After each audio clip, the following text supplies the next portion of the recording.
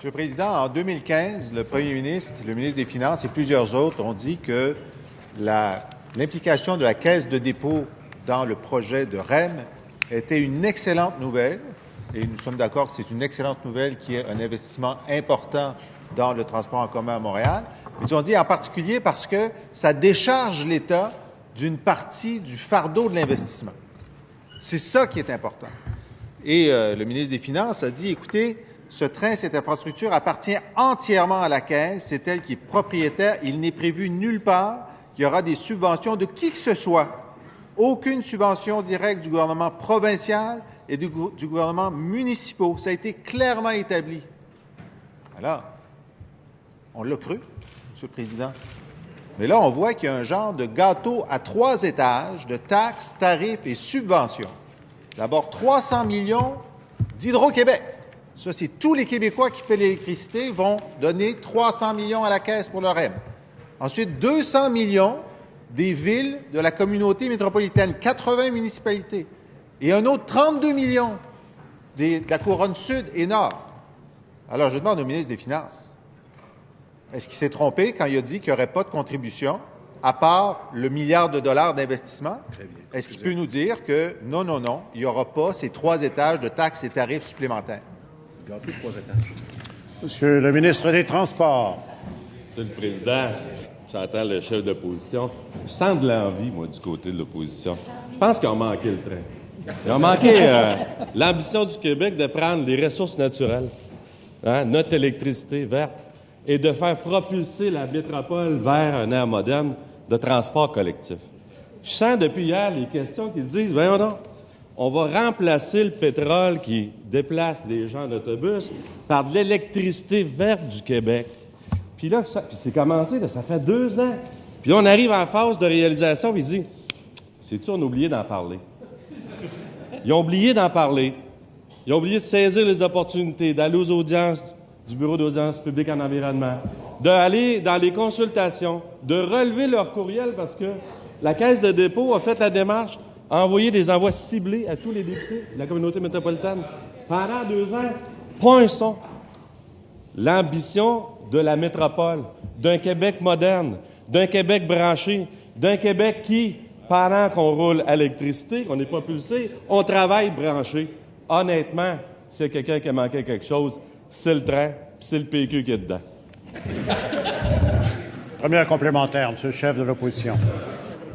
On voit que la personne représentant ce gouvernement, le ministre des Finances, s'est engagé envers les Québécois à ce qu'il n'y ait pas de coûts supplémentaires, laisse le ministre des Transports confirmer finalement que ce sera le train vers beaucoup de taxes et de tarifs pour les Québécois. C'est un projet qui propulse les taxes libérales dans le 450 à un niveau qu'on ne connaît pas. Parce que le ministre était haut, le ministre des Finances a dit hier que toutes ces évaluations sont préliminaires. Alors, s'ils sont préliminaires, c'est qu'on ne sait pas, Monsieur le ministre des Transports. Monsieur le ministre, et voilà. Monsieur le ministre des Finances. Merci. Merci, Monsieur le Président. Je pense qu'on... S'il vous plaît. S'il vous plaît. Non, moi, ça me dérange. Alors, Monsieur le ministre des Finances, ça va apparaître. Pas l'applaudir. Non, ça ne me dérange pas.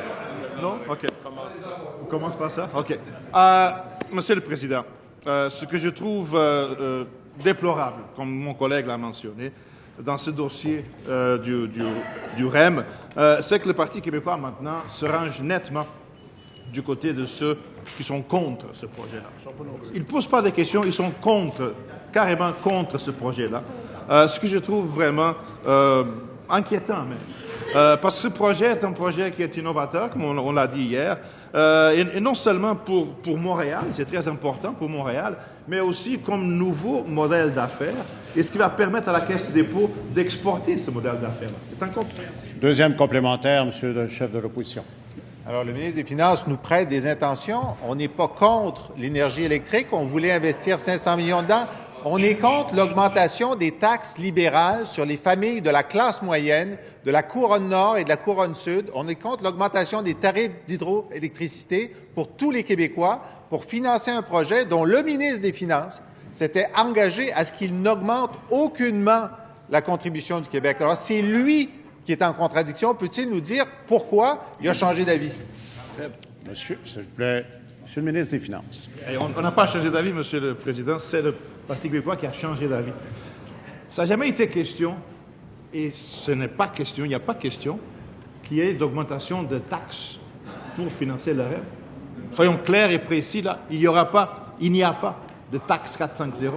La taxe 450, c'est une invention pure et simple du Parti québécois. C'est un fait, voilà, un fait. Nous sommes dans la mouvance des faits alternatifs.